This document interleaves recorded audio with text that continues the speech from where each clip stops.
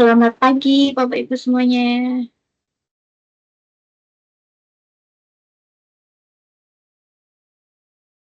Halo, cek-cek. Apakah suara saya terdengar, Bapak Ibu? Terdengar, Mbak. Selamat pagi, Mbak Eka. Pagi. Ada Mbak Esther ya ini ya. Selamat pagi, Mbak Esther. Gimana kabarnya? Selamat pagi, Mbak. Alhamdulillah sehat. Mbak Erika sehat kan? Alhamdulillah. Alhamdulillah. Mbak Esther lagi kerja, Mbak? Iya, Mbak. Oke. Kita tunggu fasilitatornya, Mas Bowi. Ya, Mas Bowi. Sebentar belum join sepertinya.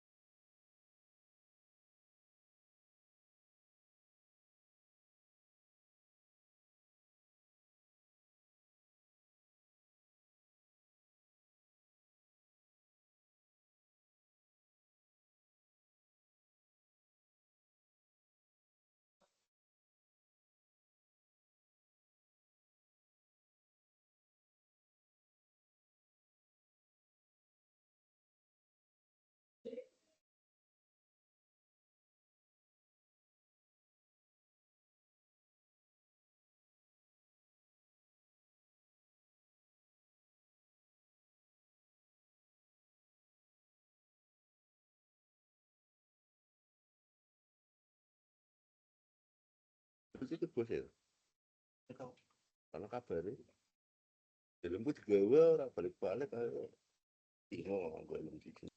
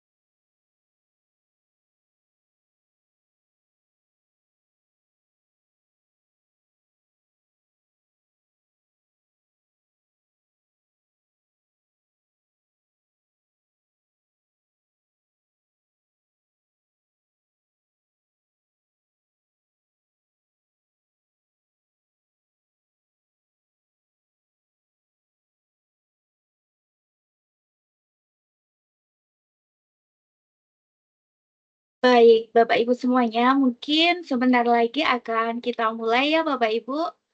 Bapak Ibu semuanya yang bisa open kameranya, mungkin bisa open kameranya selama kegiatan berlangsung gitu ya Bapak Ibu.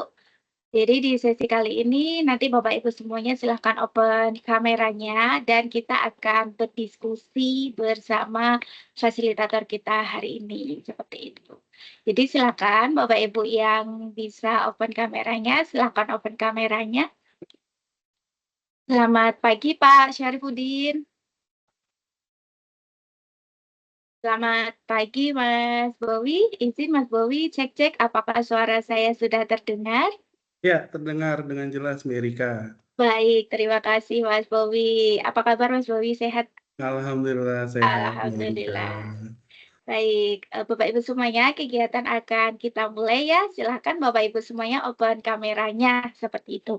Baik, Bismillahirrahmanirrahim. Assalamualaikum warahmatullahi wabarakatuh. Selamat pagi Bapak Ibu semuanya. Salam sejahtera untuk kita semua. Kita bertemu kembali ya Bapak Ibu di sesi sinkronus pelatihan MOOC, anti korupsi dan pencegahan korupsi dalam BPJ seperti itu. Pada hari ini, hari Jumat 9 Mei 2025.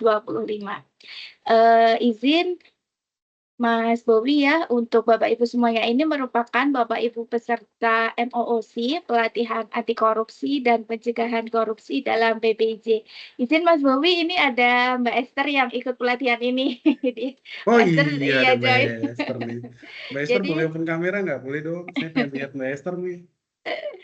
baik, mungkin nanti Mbak Esther bisa open kameranya ya. Jadi Bapak Ibu Iya, di sini merupakan peserta MOOC, pelatihan anti korupsi dan pencegahan korupsi dalam BPJ seperti itu. Bapak Ibu semuanya di dalam pelatihan MOOC ini, Bapak Ibu semuanya melewati beberapa tahap gitu ya Bapak Ibu. Jadi di awal Bapak Ibu semuanya mengerjakan materi anti korupsi, lalu dilanjutkan gitu ya dengan menjawab soal studi kasus anti korupsi. Lalu selanjutnya Bapak Ibu semuanya mempelajari materi pencegahan korupsi dalam BPJ gitu ya Bapak Ibu. Lalu dilanjutkan dengan menjawab soal studi kasus pencegahan korupsi dalam BPJ. Lalu yang terakhir ada penyusunan renaksi gitu ya Bapak Ibu. Nah, di dalam buku kerja ini kembali lagi saya mengingatkan gitu ya Bapak Ibu, bahwa di dalam buku kerja ini yang diupload Bapak Ibu semuanya merupakan jawaban gitu ya, jawaban dari soal studi kasus anti korupsi dan jawaban dari soal studi kasus pencegahan, lalu yang terakhir adalah renaksi gitu. Nah, Bapak Ibu, kembali saya mengingatkan gitu ya, karena di sini kami masih menjumpai ya Bapak Ibu, ternyata yang diupload itu salah, sehingga di sistem kami nilainya kami beri 0 gitu ya Bapak Ibu. Karena masih dijumpai nih Bapak Ibu semuanya ada yang mengupload modul, ada yang menguploadnya surat tugas, ada lagi yang menguploadnya lembar komitmen, seperti itu ya Bapak Ibu. Jadi kami menjumpai masih ada yang seperti itu. Nah, kembali lagi saya mengingatkan bahwa yang diupload adalah jawaban dari soal studi kasus. Soal studi kasus yang pertama ada soal studi kasus anti korupsi, lalu yang kedua soal studi kasus pencegahan, dan yang terakhir ada mengupload renaksi gitu ya Bapak Ibu. Nah, sehubungan dengan ini kalau di awal Bapak Ibu semuanya yang mendapat nilai 0 gitu ya dari buku kerjanya karena salah mengupload, salah tempat uploadnya. Misalkan yang diminta nih anti korupsi gitu ya, soal studi kasus jawaban dari anti korupsi ternyata yang diupload malah renaksi gitu ya Bapak Ibu. Jadi mohon sebelum mengupload itu dibaca terlebih dahulu mintanya apa, seperti itu. Karena banyak ya kami jumpai ternyata yang diminta itu kolomnya adalah renaksi, tapi ternyata yang diupload adalah buku kerjanya anti korupsi, buku kerjanya pencegahan, sehingga di kami nilainya kami beri 0 gitu ya Bapak Ibu. Nah, namun di sistem kami kemarin, beberapa waktu lalu ditambahkan gitu ya Bapak Ibu yang masih salah, upload gitu di awal kami beri, kesempatan untuk melakukan revisi gitu ya Bapak Ibu. Nah, ternyata kami masih menjumpai juga ya Bapak Ibu di kolom revisi itu ternyata masih salah upload juga gitu ya. Sudah di kolom revisi ternyata masih salah juga yang di-upload gitu. Jadi silakan mengupload sesuai dokumen yang diminta di situ ya Bapak Ibu. Jadi silakan dibaca dulu sebelum mengupload karena di dalam kolom revisi itu menguploadnya juga sama gitu ya Bapak Ibu. Yang pertama ada kolom soal jawaban studi kasus anti korupsi, lalu ada kolom jawaban studi kasus pencegahan, dan yang terakhir renaksi gitu ya. Karena di kami, masih menjumpai gitu ya Bapak Ibu semuanya yang salah upload tempat, buku kerjanya. Jadi yang diminta misalkan renaksi tetapi mengupload-nya pencegahan gitu. Jadi mohon dibaca terlebih dahulu ya Bapak Ibu. Nah, kalau yang mengupload buku kerjanya Bapak Ibu semuanya setelah mengupload gitu ya, mengupload dokumen itu di bawahnya tolong dilihat lagi bahwa Bapak Ibu semuanya mengklik kirim atau unggah jawaban gitu ya Bapak Ibu. Jadi setelah mengupload di bawahnya itu ada tulisan kirim atau unggah jawaban. Silahkan itu diklik gitu ya Bapak Ibu. Karena kalau mengupload saja namun Bapak Ibu tidak mengklik kirim atau unggah jawaban, nanti di kami tidak terlihat ya Bapak Ibu, jadi mohon maaf untuk nilainya juga belum bisa. Jadi kalau mungkin Bapak Ibu semuanya yang sudah mengupload, lalu lupa mengklik gitu ya, klik kirim jawaban atau unggah jawaban, tampilannya di sistem kami masih berupa draft gitu ya Bapak Ibu, jadi belum bisa dinilai. Baik, mungkin itu sekilas untuk pengenalan e-learning-nya. Jadi untuk sesi kali ini, kita akan ada sesi sinkronus gitu ya Bapak Ibu. Jadi Bapak Ibu semuanya yang pelatihan MOOC bisa mengikuti sesi sinkronus setiap hari Jumat. Sesi sinkronus ini nanti kalaupun Bapak Ibu semuanya sudah lulus pelatihan gitu ya, sudah lulus dapat sertifikat, Bapak Ibu semuanya tetap bisa mengikuti sesi sinkronus dan berdiskusi bersama kami gitu. Izin memperkenalkan untuk fasilitator kita pagi ini ada Bapak Budi Bowo Laksono. Beliau merupakan Widya Iswara Muda di Pusat Pelatihan SDM PBJ LKPP. Kepada Bapak Bowi kami persilakan. Baik, terima kasih Mbak Erika. Bismillahirrahmanirrahim. Assalamualaikum warahmatullahi wabarakatuh. Selamat pagi Bapak Ibu. Mungkin saya izin untuk menyapa dulu ya Bapak Ibu. Oh, Mbak Esther sudah on cam ya. Selamat pagi Mbak Esther. Bapak Ibu dulu Mbak Esther ini Selamat pagi, gimana Mas. kabarnya Mbak Esther? Alhamdulillah sehat. Mas Boy sehat kan? Alhamdulillah sehat. Jadi Bapak Ibu, Mbak Esther ini dari jauh nih Bapak Ibu ya. Namanya memang warganya Simanjuntak ya. Tapi kerjanya di Surabaya ini Bapak Ibu ya. Jadi merantau jauh ya dari ini kampung halaman ya Bapak Ibu ya. Jadi Mbak Esther dulu itu adalah tim kami di tim pusat SDM PBJ LKPP, namun kemudian Mbak Esther mendapatkan kesempatan lah Bapak Ibu ya untuk bekerja di Surabaya ya. Mudah-mudahan kabar baik ya untuk Mbak Esther dan juga Bapak Ibu yang lain ini. Semangat ya untuk mengikuti pelatihannya ya. Kalau saya sama Mbak Esther nggak ragu lah ya Mbak Erika ya, karena dulu termasuk tim yang mengawal ini modul materinya ya, materi AKPK ya. Mudah-mudahan juga Bapak Ibu di sini juga bisa belajar bareng nih dengan apa, kita tim teaching aja nih Mbak Esther. Gimana nih Mbak Esther? Jangan nama Pak. Ya gitu ya Bapak Ibu ya. Jadi Mbak Esther juga terlibat Bapak Ibu dalam pembuatan materinya ya, pembuatan materi AKPK. Bapak Ibu yang lain juga selamat datang ya pada sinkronus pelatihan AKPK ini. Bapak Ibu bagaimana kemarin, sudah melanjutkan sampai selesai? Sudah ada yang membuat renaksi?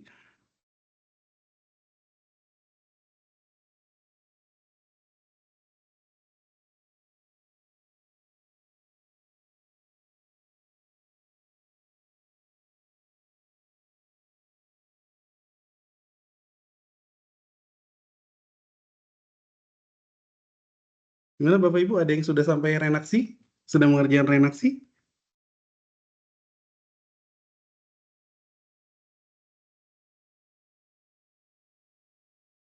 Mbak Esther gimana Mbak Esther, sudah selesai renaksinya?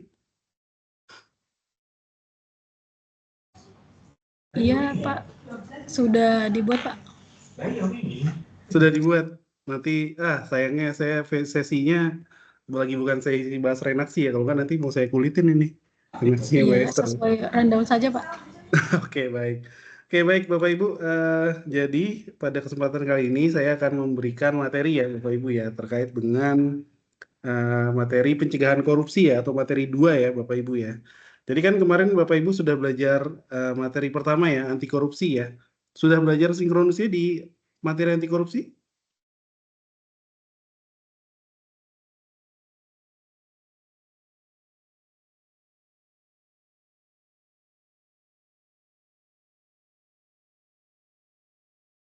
Sudah belajar materi kedua? Mungkin Pak Daruto nih, Pak Daruto mungkin sudah dapat sinkronus? Sudah Pak? Sudah. Nah, jadi sudah mempelajari ya untuk anti korupsi ya. Jadi sudah belajar Bapak terkait sama ini ya, pihak-pihak yang berperan dalam anti korupsi ya. Jadi kita di sini di masyarakat kira-kira punya peranan nggak Pak di dalam program anti korupsi ya Pak? Kalau secara masyarakat umum bagaimana Pak cara untuk melakukan ini ya, pengawasan terhadap program-program anti korupsi Pak? Ya, kalau masyarakat umum kan sebenarnya kan mereka kan melihat kan bukan pas proses pengadaannya, tapi ketika prosesnya itu sudah barangnya sudah ada kan baru bisa melihat kalau sudah hasilnya kan mereka nggak terlibat. Kalau masyarakat umum kan mereka nggak melihat apa ya misalnya sirup gitu ya. Beberapa itu memang ada juga mungkin kalau sekarang ini kan udah zaman keterbukaan informasi, netizen iseng gitu ya.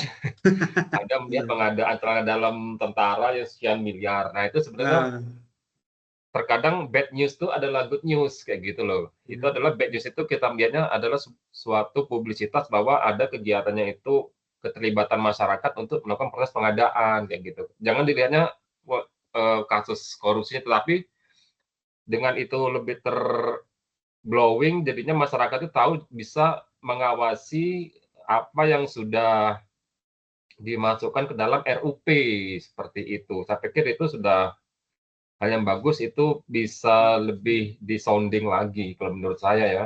Kan kalau di proses misalnya lihat kalau masyarakat selama ini kan kalau melihatnya pengadaan itu adalah infrastruktur kebanyakan sih kalau apa namanya kepala daerah janjinya itu kan misalnya jalan, bangunan, kan melihatnya itu. Padahal kan pengadaan pemerintah itu tidak hanya seperti itu saja, tetapi sarana dan prasarana, misalnya prasarana dan prasarana pelayanan, seperti misalnya obat-obatan di puskesmas, ataupun pengadaan apa ya, pengadaan perkantoran, nah itu kan nggak terekam sama masyarakat. Saya pikir seperti itu.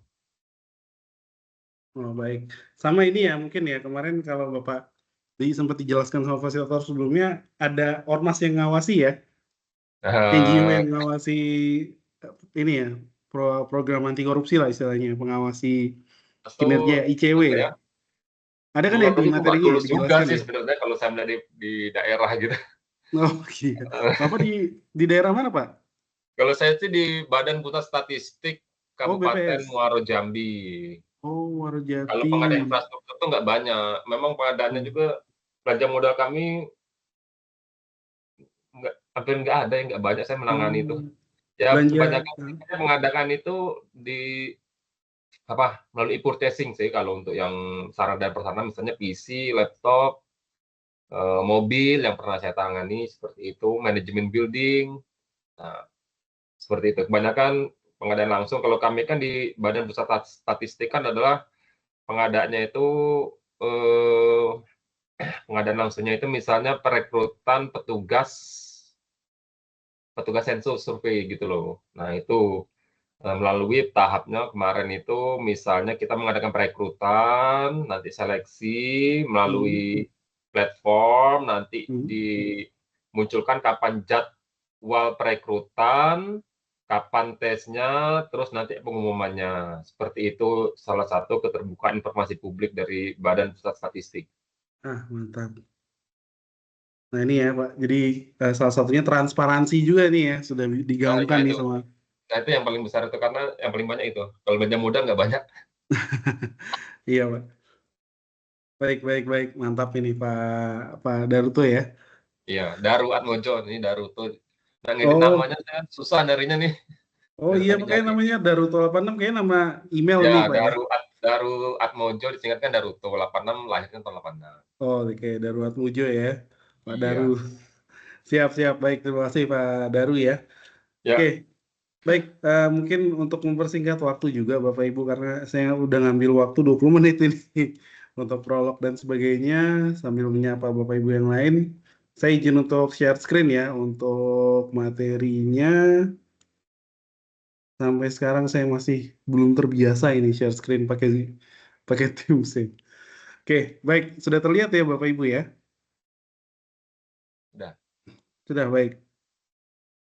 Oke, jadi di sini saya akan sesuai dengan yang tadi disampaikan oleh Mbak Erika ya, kita akan mempelajari ya Bapak Ibu terkait dengan materi ini ya, materi untuk pencegahan korupsi di dalam pengadaan barang jasa pemerintah atau materi kedua ya Bapak Ibu ya, materi kedua di dalam pelatihan AKPK. Jadi kalau kemarin Bapak Ibu sinkronus dengan fasilitator sebelum saya sudah belajar terkait dengan ini ya, terkait dengan anti korupsi. Nah, sekarang kita sudah ke penerapan ya Bapak Ibu. Dalam hal ini adalah bagaimana sih kita menerapkan semangat atau misalnya mekanisme pencegahan korupsi di dalam pengadaan barang jasa pemerintah. Nah, jadi di sini ada 3 indikator keberhasilan ya yang akan Bapak Ibu pelajari dan yang akan nanti Bapak Ibu lalui ya. Jadi pertama Bapak Ibu bisa menjelaskan korupsi dalam PBJ, kemudian Bapak Ibu bisa menjelaskan manajemen risiko dalam PBJ yang terkait dengan pencegahan korupsi, sama Bapak Ibu bisa menjelaskan para stakeholder ya dalam pencegahan korupsi PBJ. Nah, ini tadi saya sudah mention satu aktor namanya masyarakat. Masyarakat itu stakeholder juga ya, Bapak Ibu ya. Kan masyarakat di sini fungsinya sebagai fungsi pengawas ya.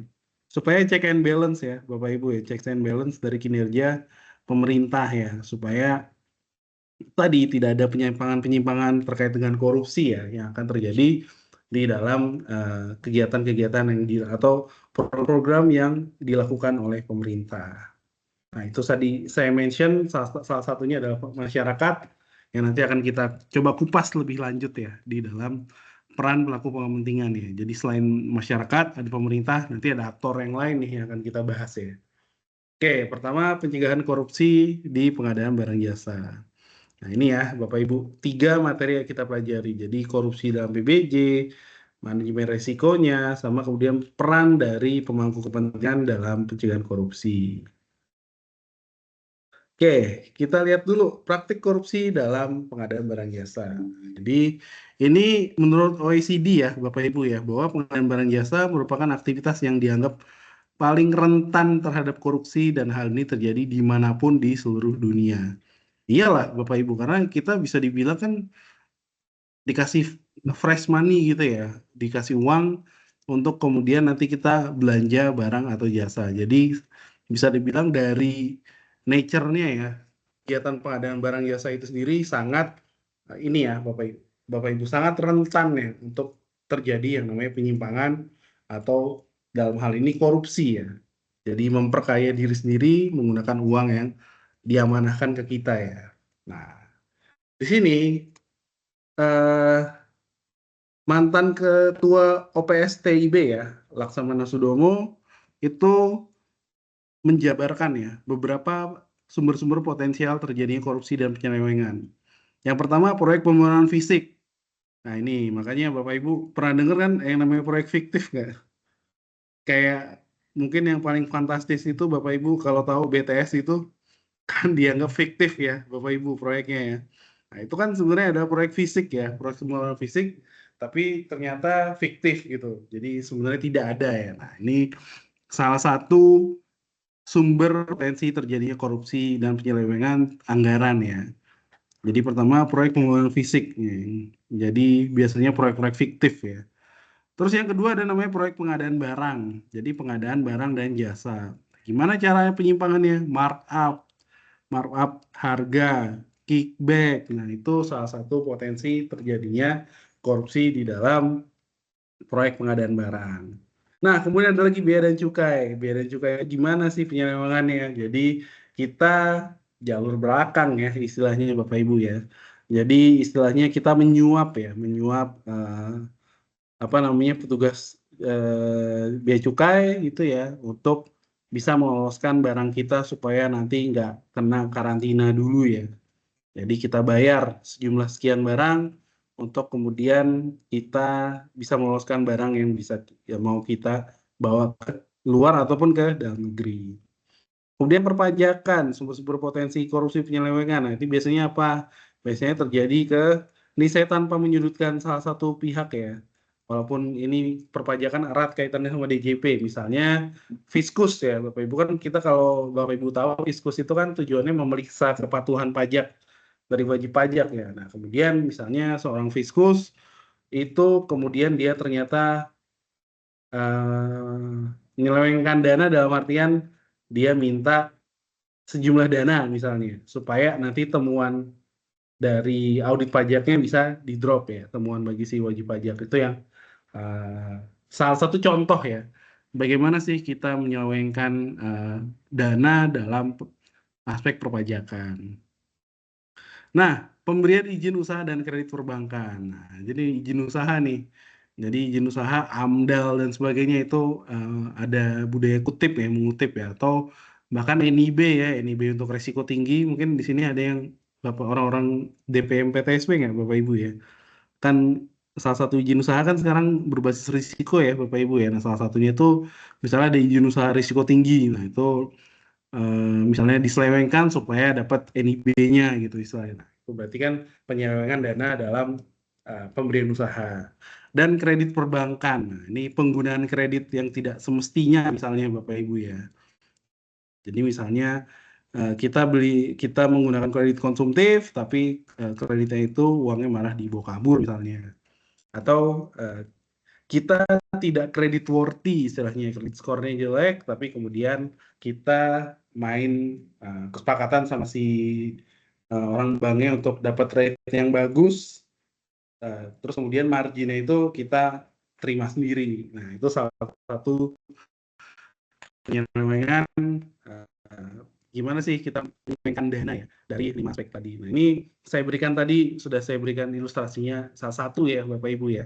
Bagaimana sih kita menyelewengkan dana untuk proyek fiktif, kemudian markup barang, terus kemudian menyogok lah istilahnya petugas bea cukai, menyogok fiskus, kemudian misalnya memberikan yang menyogok juga ya Bapak Ibu, jadi menyogok untuk pemberian izin usaha dan kemudian untuk kredit perbankan. Nah, ini salah satu sumber-sumber potensi terjadi korupsi dan penyelewengan. Nah, ini infografisnya ya Bapak Ibu, tindak pidana korupsi berdasarkan jenis perkara. Ternyata di sini perkara tipikor di bidang PBJ itu masih jadi top 5 nih Bapak Ibu ya.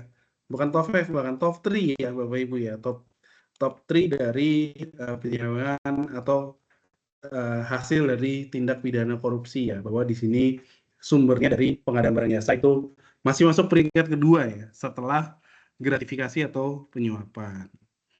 Nah, di sini kalau kita lihat ya 2004 sampai 2023 jadi rentang waktunya 20 tahun kurang lebih ya. Itu paling banyak terjadi di Pemda bisa level provinsi, daerah tingkat 1 atau daerah tingkat 2 ya, kabupaten kota. Yaitu sebesar 53%. Jadi paling banyak ini diungkap di daerah ya dengan jumlahnya sebesar 53% ya Bapak Ibu. Nah, kemudian ini adalah modus korupsi menurut ICW ya. ICW sudah merangkum. Nah, ini yang tadi saya bilang NGO ya Bapak Ibu ya, NGO yang tugasnya itu mengawas kinerja pemerintah dan kaitannya terkait dengan korupsi, itu ada namanya Indonesian Corruption Watch, di mana secara lebih spesifik bahwa sepanjang kurun waktu 19 sampai 23 terdapat 1.201 kasus korupsi PBJ yang ditindak penegak hukum ya APH dengan potensi kerugiannya sampai 45,6 triliun. Nah, nih Bapak Ibu, nih uangnya nggak sedikit ya. Ini aja kalau bisa kita hitung udah 1,5% dari APBN gitu. Berarti 1,5% dari APBN itu ternyata diselewengkan untuk korupsi ya Bapak Ibu. Bisa kita lihat jumlahnya sekian ya. 46,6 triliun. Nah, ini adalah kerawanan korupsi pada area pengadaan barang jasa.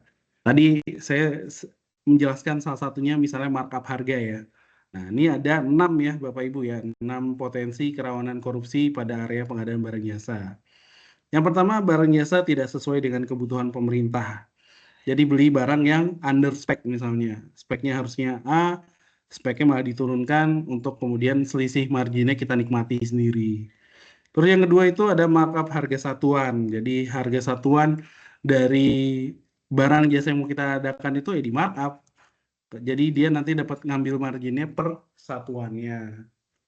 Kemudian yang ketiga, penentuan pemenang telah ditentukan di awal sebelum tender dilakukan. Jadi tendernya sudah di setting Bapak Ibu ya.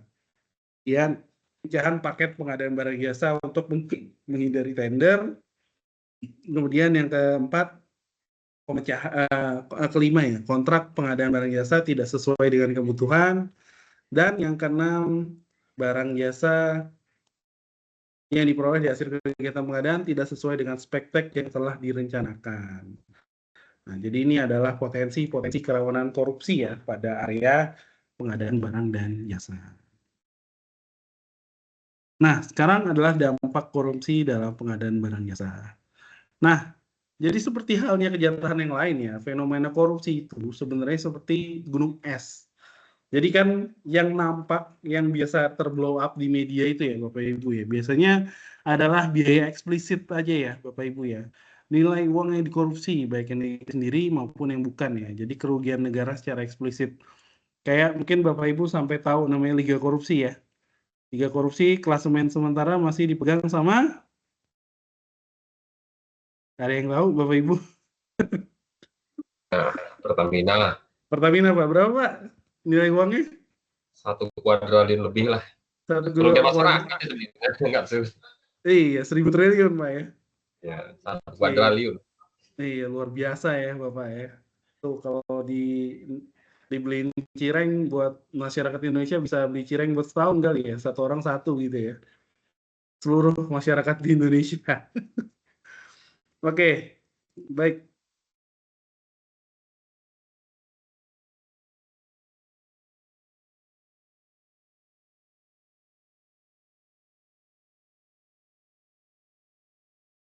Baik, itu ya Bapak Ibu salah satu ininya ya.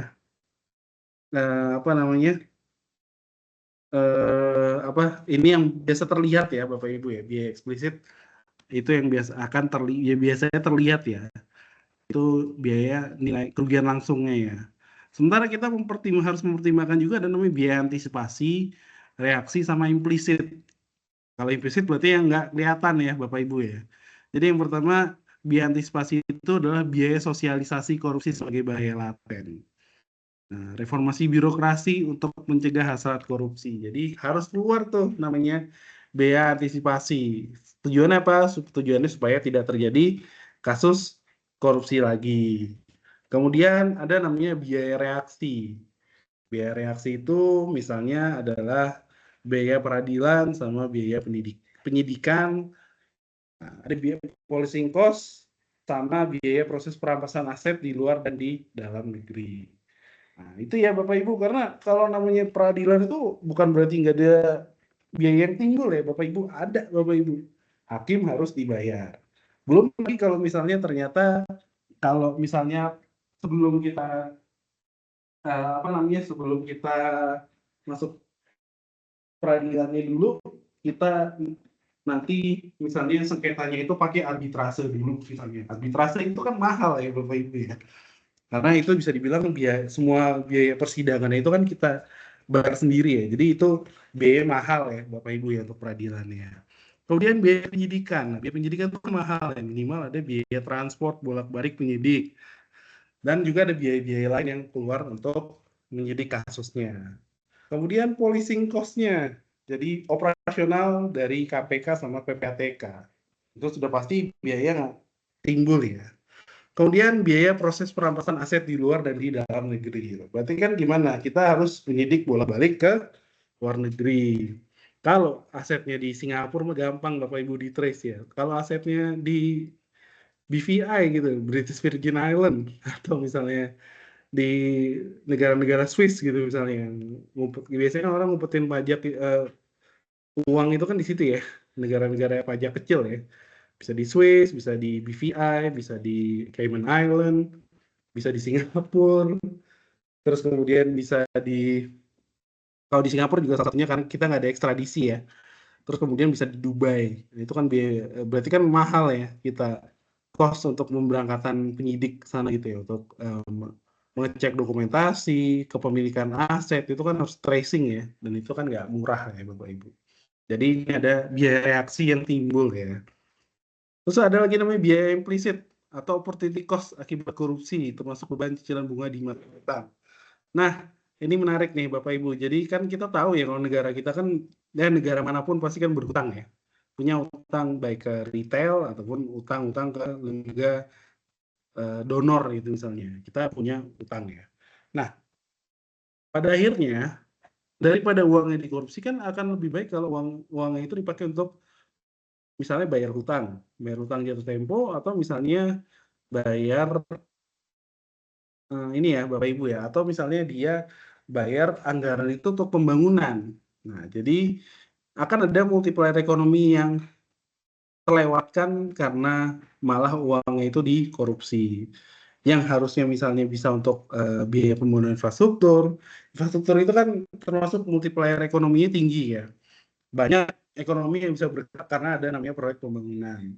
Nah ini biaya yang tidak di ini ya, biaya implisit yang tidak diperhitungkan di dalam biaya sosial sebuah kejahatan korupsi. Makanya kalau Bapak Ibu masih ingat, di materi 1 kan dikatakan kalau korupsi itu adalah apa Bapak Ibu? Di materi 1 korupsi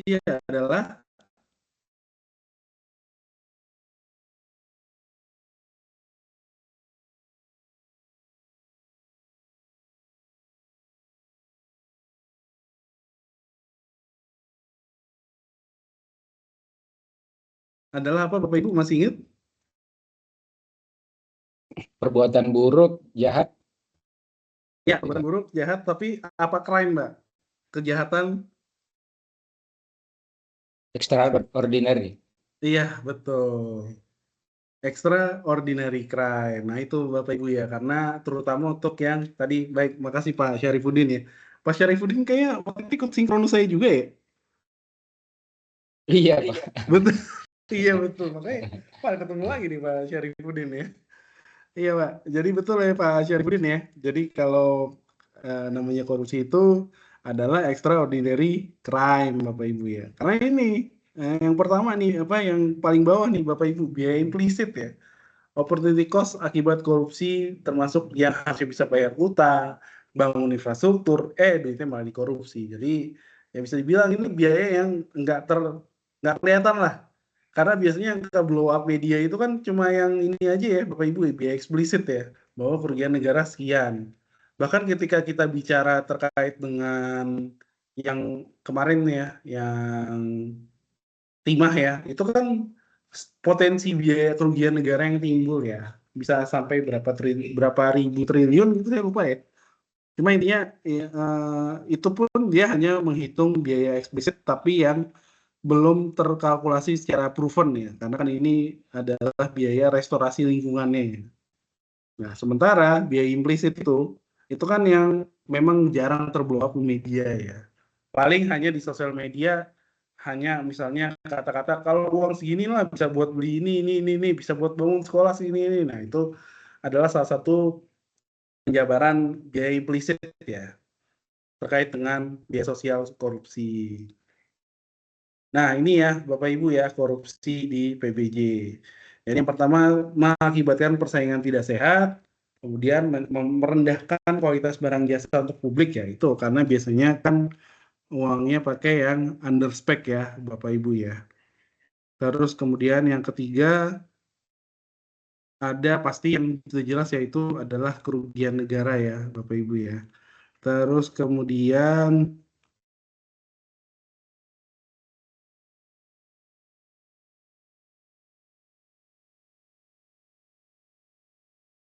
itu yang tadi yang ketiga ya.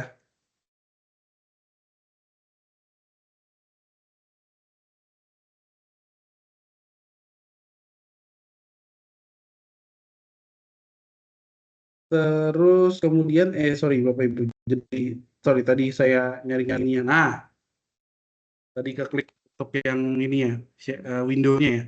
Oke, terus tadi kan kerugian negara sudah pasti ya di-mention ya Bapak Ibu. Terus yang keempat, rendahnya nilai manfaat barang jasa dan kemudian merosotnya moral. Nah, itu adalah dampak dari korupsi PBJ. Nah, faktor pendorong dan penghambat pemberantasan korupsi dalam PBJ.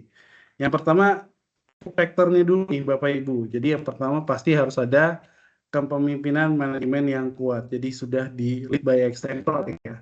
Sama si pemimpinnya ya, pemimpin tertinggi dari suatu institusi ya. Jadi dia memimpin dengan contoh lah Bapak Ibu ya. Jadi di sini kepemimpinan manajemen yang kuat itu bicara terkait dengan bagaimana sih manajemen dari suatu instansi ya.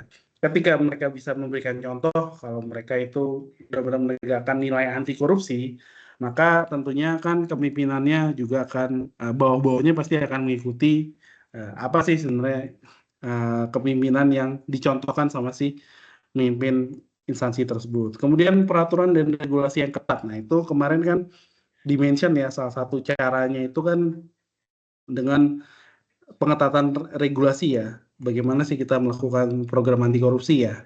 Kemudian ada namanya pendidikan dan pelatihan bagi pihak-pihak yang berpotensi melakukan tindak pidana korupsi. Terus kemudian pengawasan dan pengendalian yang tepat dan penerapan sanksi yang ketat. Ini salah satu faktor pendorongnya bagaimana sih kita bisa lakukan pemberantasan korupsi. Nah, tadi kita bicara faktor pendorong, sekarang kita bicara faktor penghambatnya ya. Jadi yang pertama itu faktor penghambat bagaimana kita bisa lakukan pemberantasan korupsi itu adalah yang pertama kurangnya integritas dan pengawasan.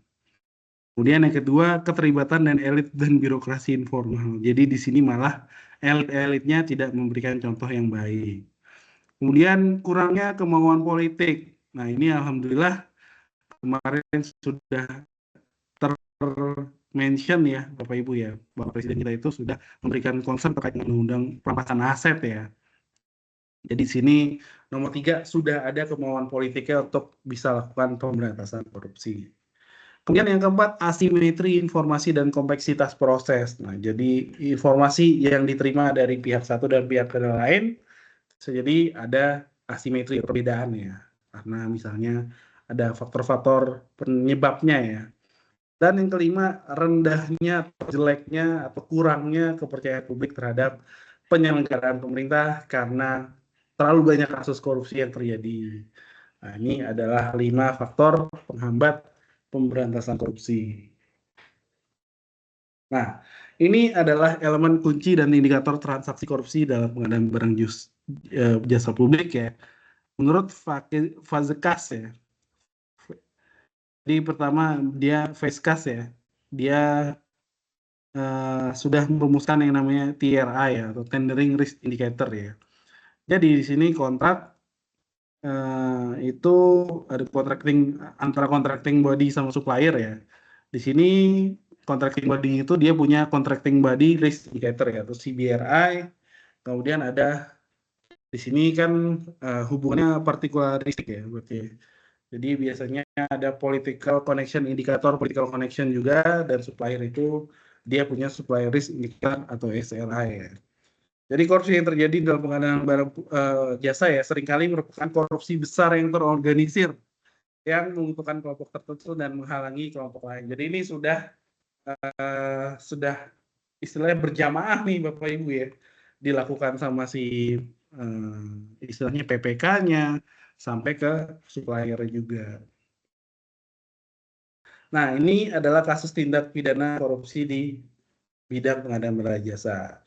Yang pasti ini ya Bapak Ibu, pertama kan korupsi sudah pasti merugikan keuangan negara, kemudian biasanya menimbulkan suap, ada gratifikasi, penggelapan dalam jabatan, pemerasan, perbuatan curang, sama konflik kepentingan.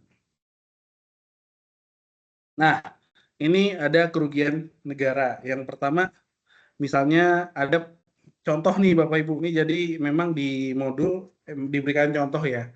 Ini untuk kasus-kasus yang sudah inkrah ya. Jadi makanya kenapa sudah diketahui oleh khalayak luas. Jadi pertama, kerugian keuangan negara itu contohnya untuk kerugian keuangan negara misalnya perkara tipikor yang mengakibatkan kerugian keuangan negara pada kegiatan pengadaan dan pemasangan 6 roll mill di pabrik gula Jatiroto. Nah, PN11 nih Bapak Ibu ya.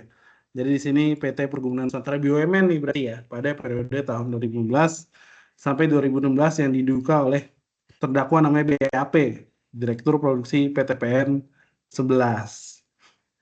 Namanya BAP lagi, berita acara pemeriksaan ya. Kalau bisa kita panjangkan gitu ya. Nah ini kasus yang sudah inkrah ya, jadi ini adalah kerugian keuangan negara yang dilakukan sama direkturnya, salah satu direktur PT PN 11. Kemudian ada suap menyuap. Jadi sini Direktur Utama PT Bina Karya Raya memberikan hadiah atau janji kepada RHP selaku Bupati Mamberamo. Tengah periode 2013 sampai 2018, ini 2 periode ya, terkait proyek PBJ di lingkungan pemerintah Kabupaten Mamberamo. Nah, ini berarti si penyedianya itu memberikan suap ya kepada pejabat publik. Kemudian ada konflik kepentingan, penerima gratifikasi terkait PBJ di Pemkab Banjarnegara tahun 2013-2014 atas nama terdakwa BS, Wali Kota Banjarnegara, dan terdakwa KA selaku si penyedianya. Jadi memberikan gratifikasi. Terus gratifikasi, ada ini kan tadi yang ketiga itu kan konflik kepentingan, yang keempat gratifikasi. Jadi JRK bersama-sama TSS selaku Bupati Buru Selatan ya. Periode 11 2016 dan 16 2021 ini sama 2 periode juga ya, di mana yang bersangkutan menerima hadiah atau janji terkait proyek pembangunan jalan dalam kota Namrole tahun 2015 di pemerintah Kabupaten Buru Selatan dari seorang bernama Ika dan menerima gratifikasi yang berhubungan dengan jabatannya. Jadi dikasih. Nah, ini perbedaannya antara konflik kepentingan yang pertama sama yang kedua ini. Kalau yang kedua ini gratifikasi itu dia menerima gratifikasi berarti dia setelah menggolkan dia dapat gratifikasi, dapat hadiah ya. Kemudian pemerasan. Kasus pemerasan itu biasanya terjadi secara tidak langsung. Misalnya seorang pegawai negeri menyatakan bahwa tarif pengurusan dokumen perizinan usaha yang menjadi salah satu dokumen utama adalah sebesar 150 adalah sekian, atau misalnya ternyata gratis, tapi adalah dia mengutip uang sejumlah uang dokumen untuk pengurusan dokumen ya. Kemudian penggelapan dalam jabatan, misalnya penegak hukum merobek atau menghancurkan barang bukti suap untuk melindungi pemberi suap. Nah, ini adalah solusi dan pencegahan korupsi dalam pengadaan barang jasa. Jadi yang pertama KPK bersama Kemendagri ya dan BPKP telah mengembangkan program yang namanya MCP. Ini mungkin diterapkan di Pemda ya. Mungkin Bapak Ibu pernah atau sudah menerapkan ini program MCP ini Bapak Ibu? Mungkin boleh di-mention dulu Bapak Ibu.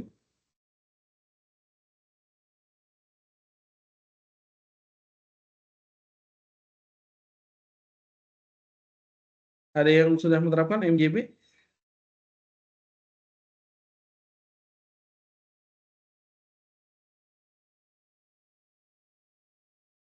Gimana Bapak Ibu yang di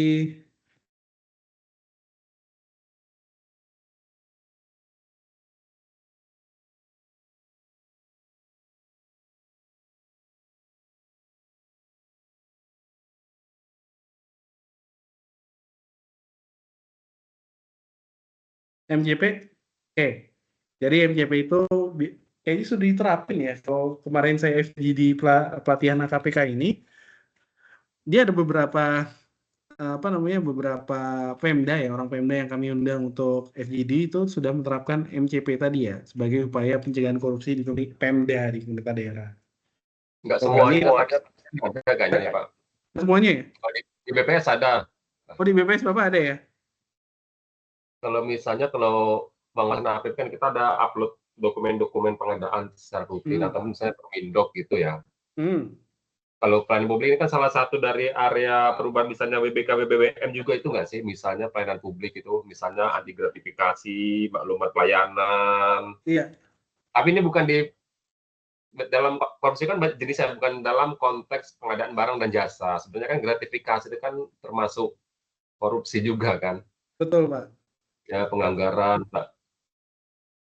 Bagian ada nih.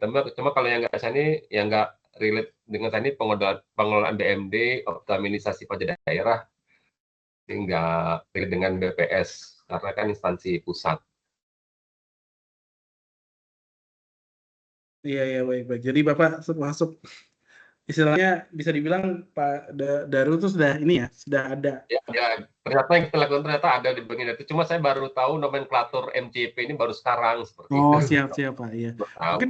Mungkin karena Bapak anggarannya masih anggaran pusat ya. Bapak masih APBN kan walaupun Bapak di daerah kan. Iya, APBN. Kalau yang APBD murni mungkin ya ini Pak ya yang sudah menerapin. Jadi misalnya di dinas ya. Kalau dinas itu kan APBD ya Pak ya. Iya. Ya mungkin itu ya Pak. Karena saya waktu itu di Gresik saya rasa atau bukan di Gresik.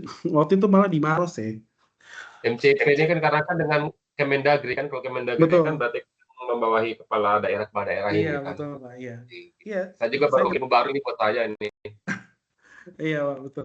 Jadi ya memang kemarin tuh salah satu fasil yang kita undang pas FGD itu juga bilang mengaitkan ke MCP. Malah ini masukan dari beliau nih, makanya ada terkait dengan MCP. Nah, kebetulan penulisnya modul ini, Bu Yurika itu orang Kemendagri. Makanya kenapa dia menuliskan terkait dengan MCP ini ya. Yang itu mungkin ya Pak Daru ya dan Bapak Ibu, bahwa ini program itu tujuannya untuk mengidentifikasi titik rawan korupsi, mendorong komitmen pejabat daerah, sama memastikan implementasi sistem pencegahan korupsi. Nah, fokusnya salah satu areanya itu adalah di pengadaan barang jasa. Jadi salah satu area pengadaan ada 3 indikator sama 6 sub-indikator. Jadi yang pertama identifikasi titik rawan ya. Jadi pemetaan potensi kerawanan korupsi di pemerintah daerah, terus komitmen pejabat itu mendorong inisiatif dan komitmen kepada daerah dan pejabat, dan implementasi sistem untuk memastikan konsistensi sistem pencegahan korupsi yang telah dibangun. Nah ini ada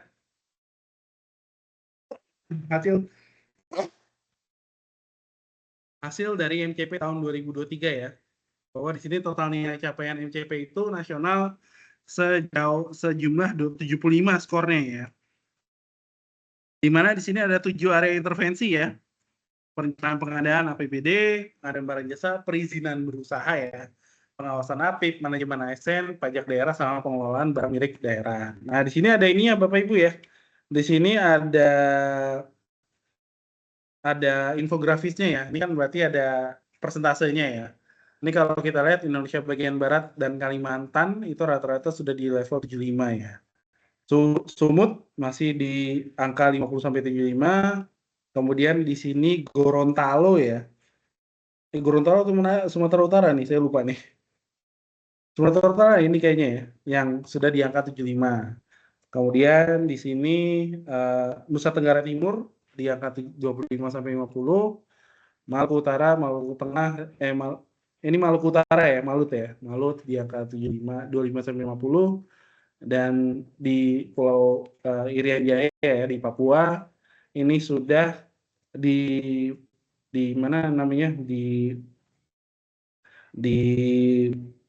Papua ini ya, Papua Barat Daya ya, sorry, ini bukan Papua ini ya, ini kan Papua Barat dan sebagainya, tapi ini Papua yang di kota Jayapura itu dia sudah di angkanya 50 sampai 75.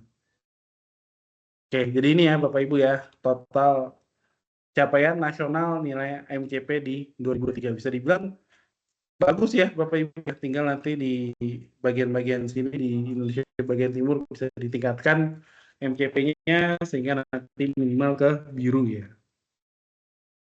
Nah ini strategi nasional pencegahan korupsi.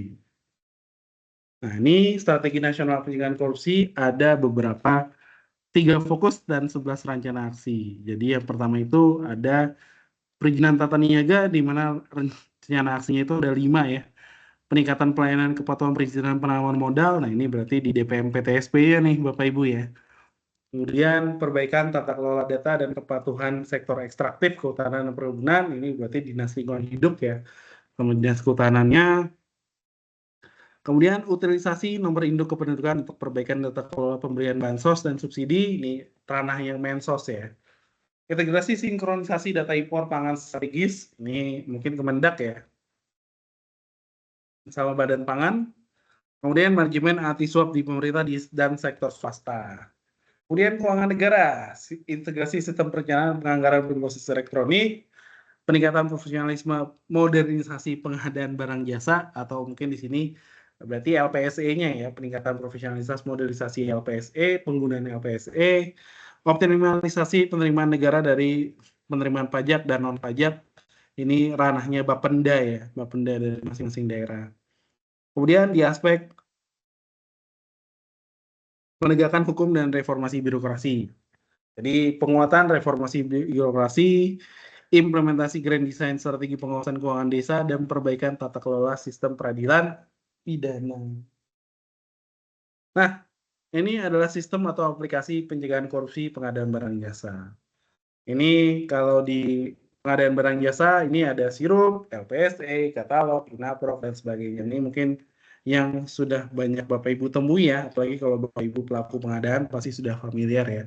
Terutama yang ini pasti sirup, LPSE, sikap, katalog, itu sudah pasti Bapak Ibu familiar ya dengan aplikasi-aplikasi tersebut ya.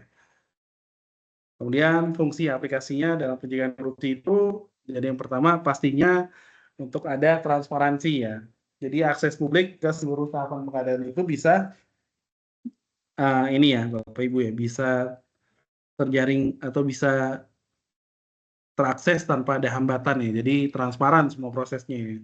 Kemudian akuntabilitas, jadi jejak audit digital untuk setiap keputusan itu bisa bisa ini ya, bisa ada jejak digitalnya jelas gitu. Kemudian ini kompetisi ya, meningkatkan kompetisi, peningkatan partisipasi dan persaingan sehat, serta efisiensi percepatan proses dan penghematan biaya. Nah, ini proses penanganan tindak pidana korupsi. Nah, ini ada 4 strategi penanganan korupsi ya. Jadi pertama ada prevention, di mana di sini adalah pembuatan kebijakan dan strukturnya ya untuk mencegah adanya praktek penyelewengan korupsi. Kemudian ada di sini anti-fraud awareness ya. Kemudian ada FRA atau fraud risk assessment, ada know your employee, know your vendor. Nah, ini adalah salah satu bagaimana sih strategi pencegahan untuk korupsi di dalam pengadaan barang jasa. Kemudian ada detection ya. Detection itu misalnya bisa menggunakan whistleblowing system ya. Terus kemudian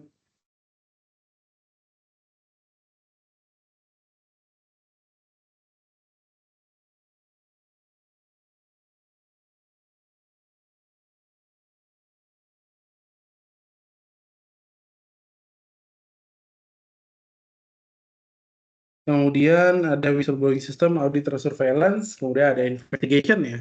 Di mana di sini ada investigasi, reporting sama penalti dan monitoring untuk monitoring, evaluasi sama follow up action. Nah, jadi Bapak Ibu ini adalah kiranya adalah strategi penanganan korupsi untuk pengadaan barang jasa. Nah, ini ada proses penanganan tindak pidana korupsi. Nah, ini ada namanya Trisula Pemberantasan Korupsi KPK. Jadi yang pertama ada pendidikan. Jadi yang pendidikan itu don't want to be corrupt ya. Jadi membangun nilai supaya kita nggak mau lah menjadi orang yang korup ya. Ini sebenarnya kan ada di materi 1 juga ya Bapak Ibu, kalau Bapak Ibu perhatikan ya.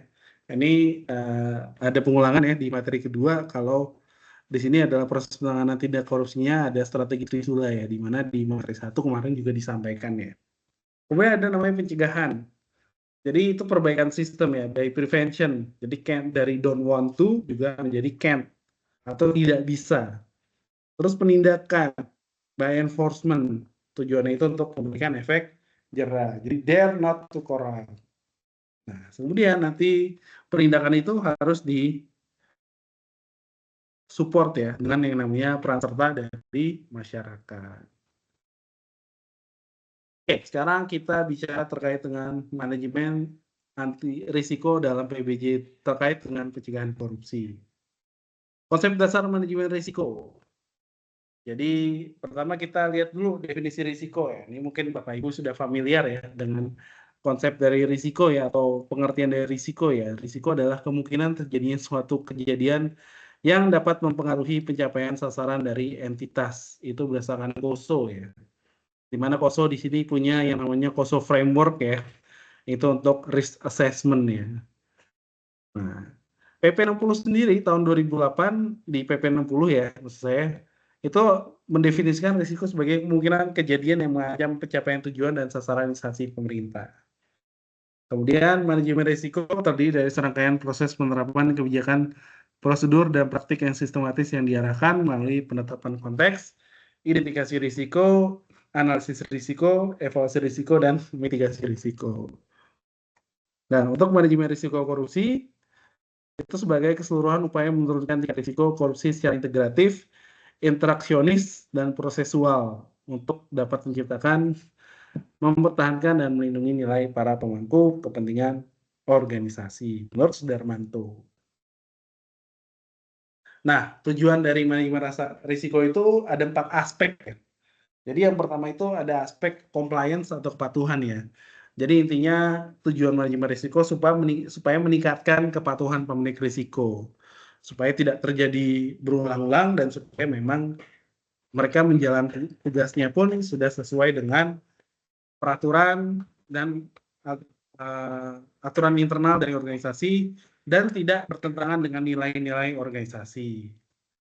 Kemudian ada namanya kinerja. Aspek kinerja itu untuk meningkatkan capaian kinerja organisasi melalui strategi organisasi yang ekonomis, efisien, dan efektif. Kemudian yang ketiga, pengambilan keputusan. Jadi menyediakan informasi risiko untuk mendukung proses pengambilan keputusan dan sebagai aspek pengendalian internal ya, meningkatkan efektivitas pengendalian internal dengan meyakini faktor risiko korupsi tidak menjadi penyebab kelemahan pengendalian internal. Nah, ini adalah jadi proses manajemen risiko itu pertama ada penetapan konteksnya ya. Jadi penetapan konteks, kemudian lakukan yang namanya identifikasi risiko, dan kemudian ada analisis risiko. Hal ini bisa dilakukan dengan pertama komunikasi dan konsultasi, atau bisa dilakukan pemantauan dan review. Nanti setelah melakukan itu, nanti ada namanya kita lakukan proses yang namanya evaluasi risiko dan mitigasi risiko, yang dimana nanti akhirnya akan ada review dan nanti dia akan kembali lagi ke penetapan konteks manajemen risiko. Nah, penetapan konteks itu bertujuan untuk mengidentifikasi lingkungan di mana pengelolaan risiko itu diterapkan dan untuk mengetahui dan menetapkan pihak-pihak yang saling berkepentingan. Jadi di sini untuk identifikasi mana sih lingkungan yang diperlukan pengelolaan risiko sama bagaimana sih hasil dari proses tersebut ya. Kemudian penilaian risiko. Penilaian risiko itu kegiatan penilaian atas kemungkinan kejadian yang mengancam pencapaian tujuan dan sasaran organisasi. Kemudian ada evaluasi risiko ya, di mana di sini tujuannya itu dilakukan untuk pengambilan keputusan mengenai perlu tidaknya dilakukan penanganan risiko lebih lanjut serta prioritas penanganannya.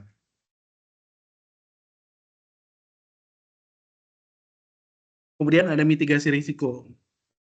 Mitigasi risiko ini dilakukan dengan mengidentifikasi berbagai opsi penanganan risiko yang terjadi dan memutuskan opsi mana yang paling baik.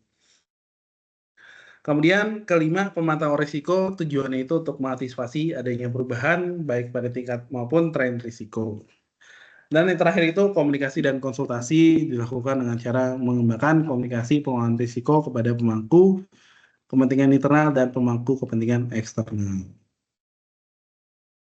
Nah, untuk penerapan konteks sendiri, jadi identifikasi risiko korupsinya, tadi ada 3 ya. Jadi, untuk memahami proses kegiatan yang akan dilakukan, identifikasi setiap aktivitas, dan identifikasi tujuan sama sasaran, risiko korupsi.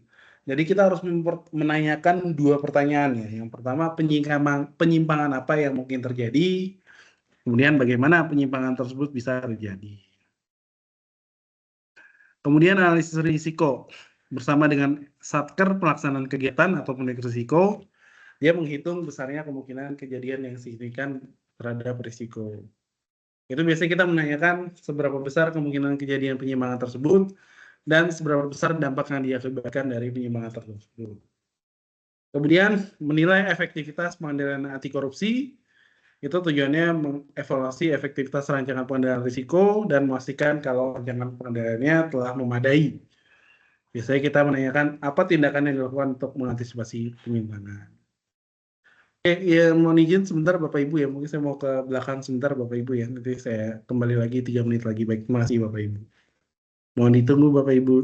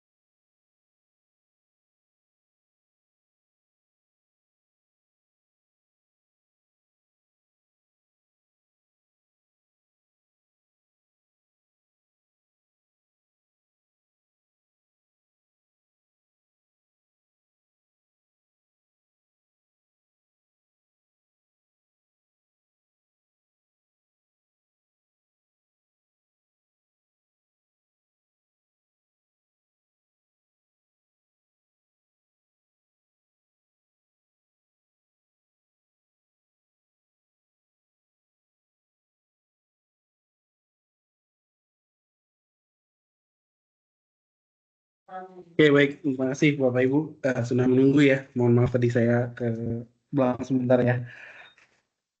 Oke, izin saya lanjutkan ya Bapak Ibu. Nah, tadi kita baru bicara penetapan konteks, sekarang kita bicara penilaian risiko. Jadi penilaian risiko mempertimbangkan aspek keterpaparan dan kerentanan serta pendapat pemangku kepentingan mengenai penyebab dan konsekuensinya. Ini menurut ARGC tahun 2017. Penerapan risiko korupsi itu bisa,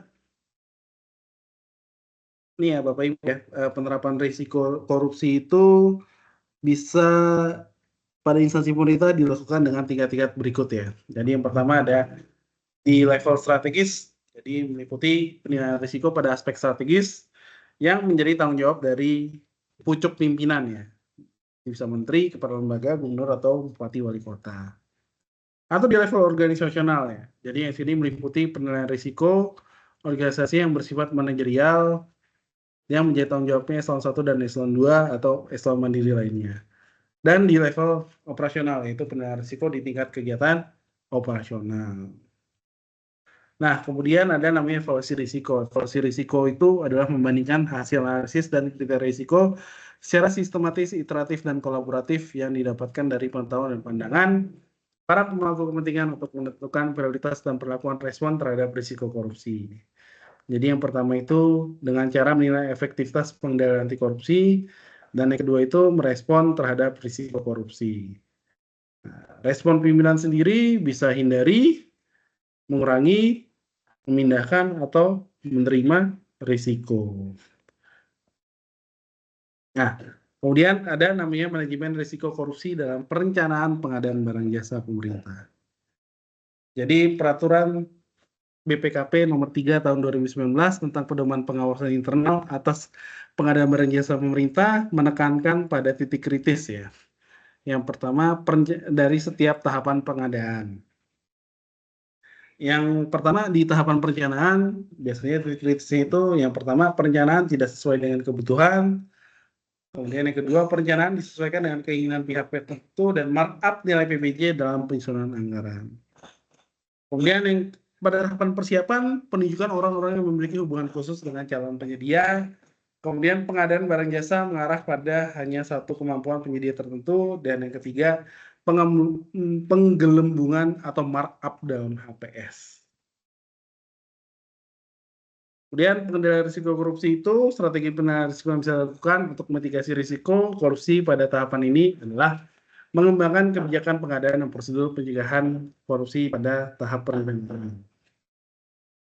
Yang pertama, mendesain pengadaan sesuai dengan aturan perundang-undangan. Yang kedua, transparansi dalam perencanaan. Yang ketiga, merencanakan anggaran sesuai dengan kebutuhan. Dan yang keempat, upaya melalui kebijakan nasional MCP. Nah, kemudian selanjutnya ini adalah manajemen risiko korupsi dalam pemilihan penyedia. Jadi dalam pemilihan penyedia itu titik kritisnya itu yang pertama persiapan pemilihan, penetapan sistem pemilihan cenderung pada penggunaan sistem penunjukan langsung. Nah, ini jadi dicocok-cocokkan supaya bisa mengikuti kaidah penunjukan langsung ya. Apakah dia barang jasa sifat rahasia lah, dicocok logika lah ya. Kemudian pemilihan sistem evaluasi penawaran yang menguntungkan penyedia tertentu. Jadi evaluasi teknis yaitu di heavy-nya ke penyedia tertentu. Kemudian dokumen pengadaannya tidak standar atau tidak lengkap. Dan di proses pemilihan perubahan substansi pada dokumen pemilihan. Jadi dia lakukan yang namanya post bidding ya, Bapak Ibu ya. Terus yang kedua, pembatasan akses calon penyedia pada saat memasukkan dokumen penawaran. Dan yang ketiga, proses sanggah dan sanggah banding serta jawaban tertulis atau sanggah banding tidak dilaksanakan secara transparan, adil, tidak diskriminatif, serta akuntabel. Nah, bagaimana pengendalian risiko yang pada tahapan pemilihan ya? Yang pertama, menggunakan sistem aplikasi dalam pemilihan penyedia. Jadi pakai LPSE supaya mencegah yang namanya abuse ya dalam tahapan pengadaan barang jasa.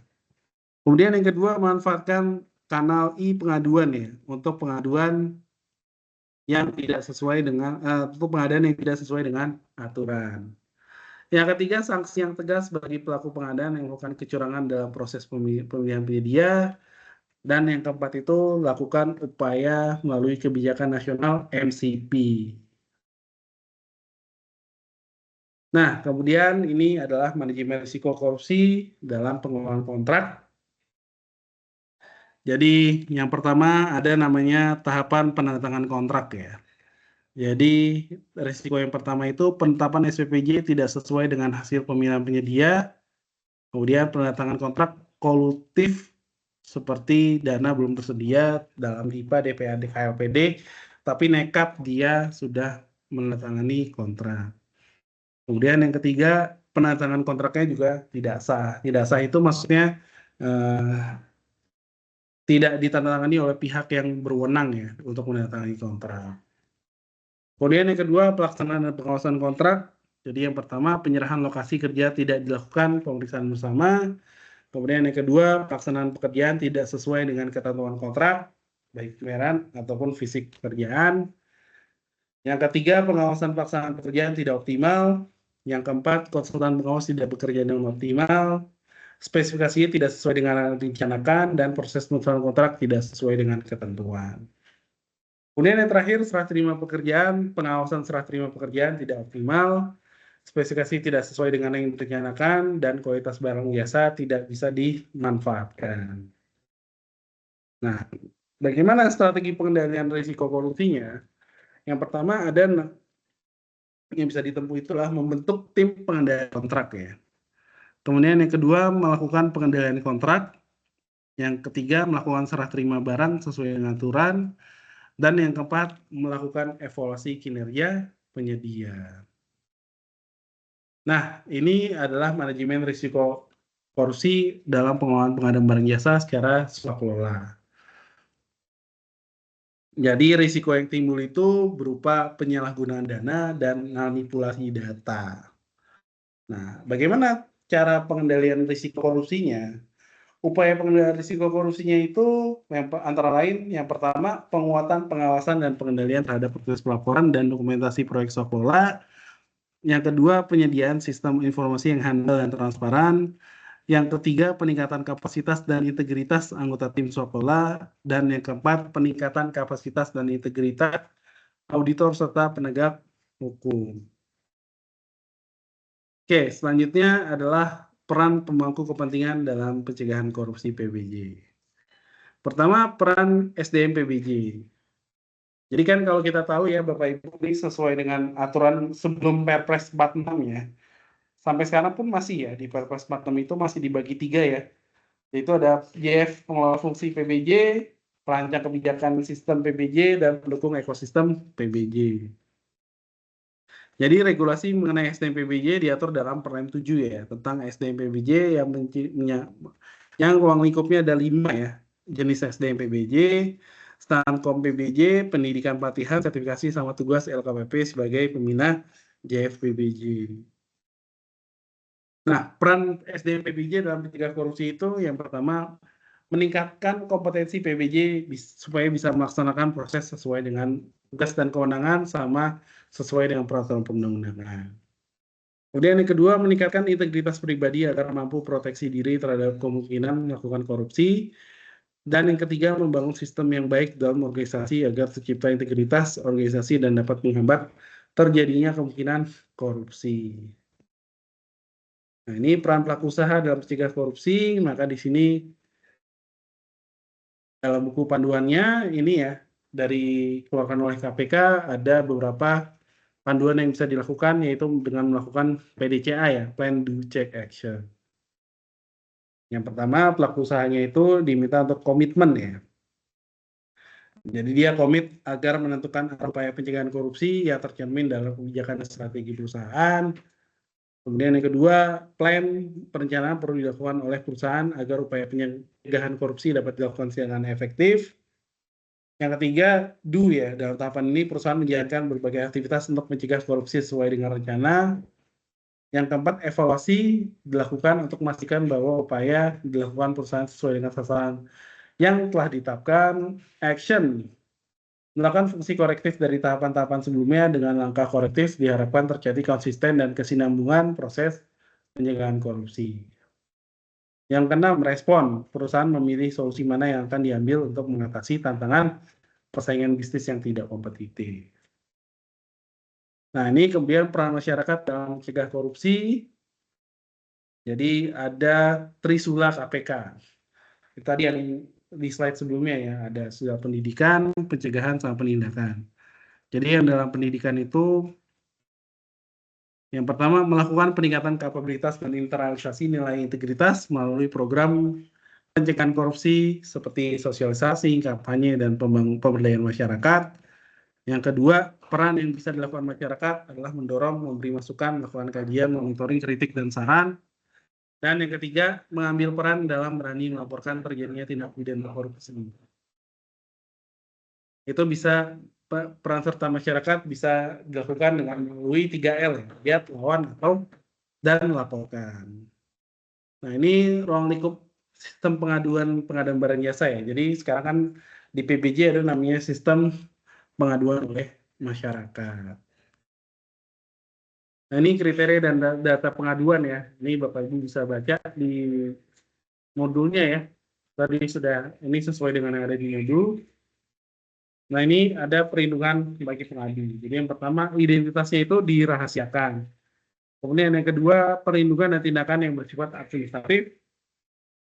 Kemudian pemindahan tugas atau mutasi bagi pengadu jika ada ancaman fisik ya. Kemudian yang keempat, ada bantuan penyampaian pelaporan kepada APH, perlindungan kepada LPSK ya, perlindungan saksi dan korban, serta perlindungan bagi pengadu apabila dibutuhkan dalam proses peradilan atau pidana. Nah, ini peran AFIP dalam mencegah korupsi jelas ya, berdasarkan PP 60 2008 tentang SPIP, maka AFIP itu terdiri dari 4 ya. Ada BPKP, Irjen atau nama lain fungsional yang melaksanakan pengawasan internal, Inspektorat Provinsi, dan Inspektorat Kabupaten Kota. AFIP harus menyelenggarakan pengawasan internal, penjagaan tugas dan fungsi instansi, termasuk akuntabilitas keuangan negara, dan upaya untuk mewujudkan peran AFIP dilakukan dengan proses yang namanya audit ya. Nah, pengawasan itu seperti yang kita lakukan tahu ya, di PBJ itu dimulai dari perencanaan sampai dengan serah terima. Nah, ini mekanisme pengaduan oleh masyarakat ya. Ini sama dengan yang mekanisme saat ini berjalan di LKPP. Dan ini peran APH itu ada 3 ya. Ada Kejaksaan, ada Polri, sama KPK. Nah, jadi di sini peranan APH masing-masing tertuang di sini Bapak Ibu ya.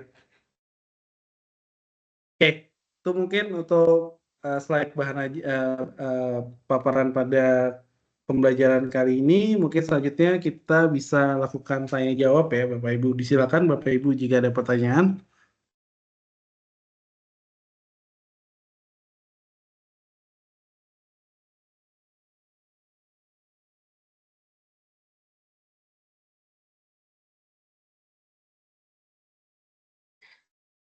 Izin Pak, boleh bertanya Pak? Boleh, silakan Pak. Ini tadi kan ada pengaduannya.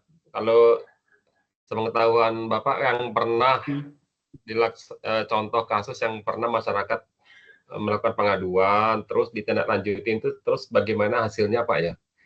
Saya belum pernah dengar kasus ini sih, belum pernah dengar kisah-kisah yang seperti itu gitu loh. Kalau pengalaman Pak Bayu, ya terima kasih.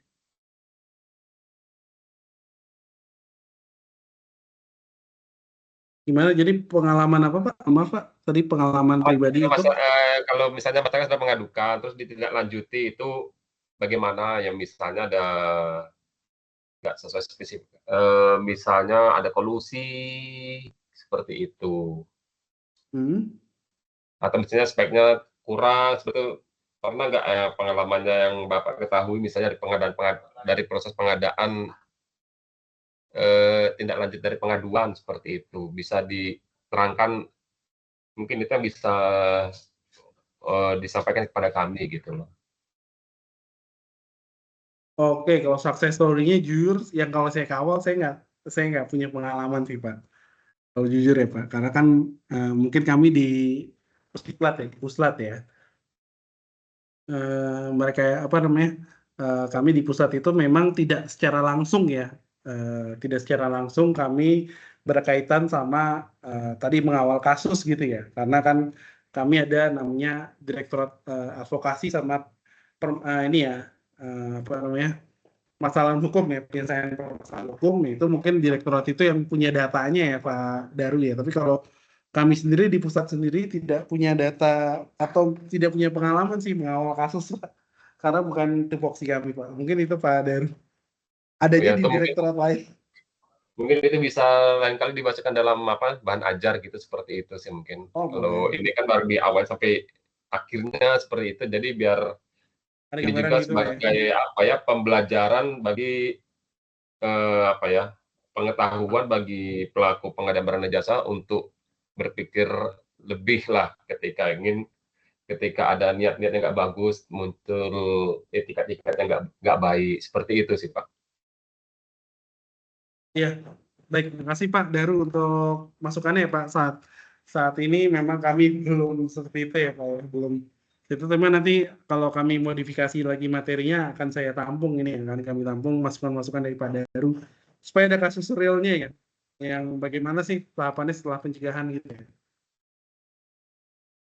Iya seperti itu. Karena kan kalau di kami juga kan karena pengalaman pribadi atau tuh sekarang ya sumber informasi itu kan kebanyakan kan ya dari media sosial itu kan nggak banyak juga sih saya menangkap yang seperti itu. Cuma kan kalau masyarakat tuh yang kalau kita tahu itu kan misalnya pengadaan tugu gajah atau tugu pesut ataupun yang yang aneh-aneh itu maksudnya. Dan tugu Quran itu kan salah satunya itu kan ketika sudah ada proyek barang yang sudah jadi, baru masyarakat itu bisa melihat. Kalau pada proses pengadaan barang dan jasa itu kan masyarakat kan nggak bisa memonitoring seperti itu ya. Itu Pak Budi. Oh iya baik-baik. Ya Pak mungkin nanti bisa kami ini ya Pak, bisa kami apa namanya, bisa kami masukkan dan saran dari Pak Daru ya baik. Makasih Pak Daru. Mungkin ada lagi Bapak Ibu yang ingin bertanya?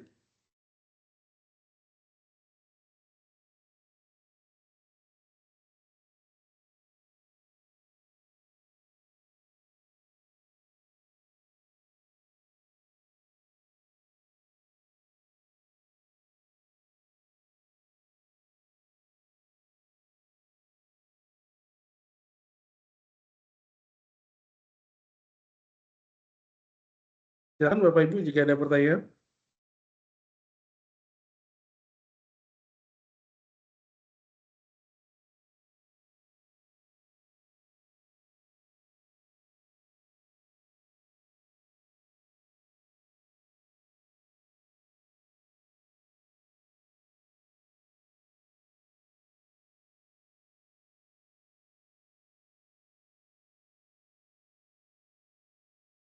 Silakan Bapak Ibu, apakah ada pertanyaan atau masukan lagi nih? Tadi seperti sama kayak Pak Daru ya. Mungkin jika ada masukan silakan Bapak Ibu.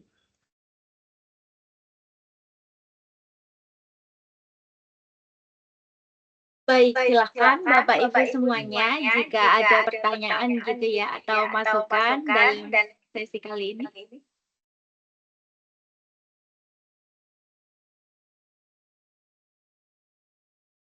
Sepertinya sudah dirasa cukup ini Mas Bowie. Karena mungkin lagi menyimak acara COP kali ya, karena materinya juga. COP kalau temanya saya juga 1.600 orang ya. Betul. Temanya memang lagi hangat-hangatnya gitu ya. Iya. Baik Bapak Ibu semuanya, mungkin jika dirasa cukup gitu ya, kita cukupkan sampai di sini. Bagaimana Bapak Bowie? Iya, boleh Bu, boleh Mbak Erika, makasih. Baik, terima kasih untuk Bapak Budibowo Laksana, tapi kami menyebutnya Mas Bowie gitu ya, Bapak Ibu semuanya. Kita beri applause dulu Bapak Ibu, kita beri reaksi ya, kita beri reaksi applause untuk fasilitator kita kali ini. Baik, kami persilahkan kepada Mas Bowie untuk melanjutkan kegiatan. Baik. Terima kasih Mas Bowie. Baik, terima kasih Bapak Ibu. Saya mohon pamit ya Bapak Ibu. Terima kasih. Terima kasih Mbak Erika dan Bapak Ibu. Terima kasih Mas Ya, Bowi. ya Pak Daru, Mbak Esther dan sebagainya, Pak Syarifuddin, terima kasih dan juga Bapak Ibu yang lain ya. Baik, terima kasih Bapak Ibu. Saya izin pamit. Terima kasih Bapak Ibu. Baik, terima kasih. Baik Bapak Ibu semuanya, untuk sesi kali ini mungkin saya akan share screen untuk presensi ya Bapak Ibu. Izin saya share screen untuk presensinya.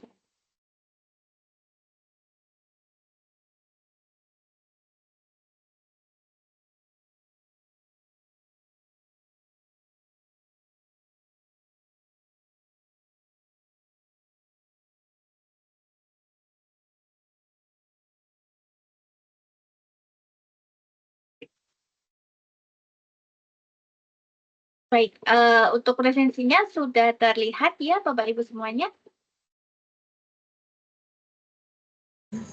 Ya, sudah Mbak. Baik, silahkan untuk presensinya. Untuk fasilitatornya ada Bapak Budi Bowo Laksono, seperti itu ya Bapak Ibu. Setelah mengisi presensi, Bapak Ibu bisa meninggalkan ruangan virtualnya dan melanjutkan aktivitas kembali. Dan kita berjumpa lagi di sesi sinkronus hari Jumat ya Bapak Ibu. Jadi silahkan Bapak Ibu semuanya yang mungkin punya waktu longgar gitu ya, dan walaupun telah selesai pelatihan tetap bisa ikut sesi sinkronus kami seperti itu. Baik, ada kekurangannya mohon maaf. Wassalamualaikum warahmatullahi wabarakatuh. Selamat siang. Terima kasih Mbak Esther. Terima kasih Bapak Ibu semuanya. Silahkan melanjutkan aktivitas. Terima kasih. Selamat siang. Selamat siang.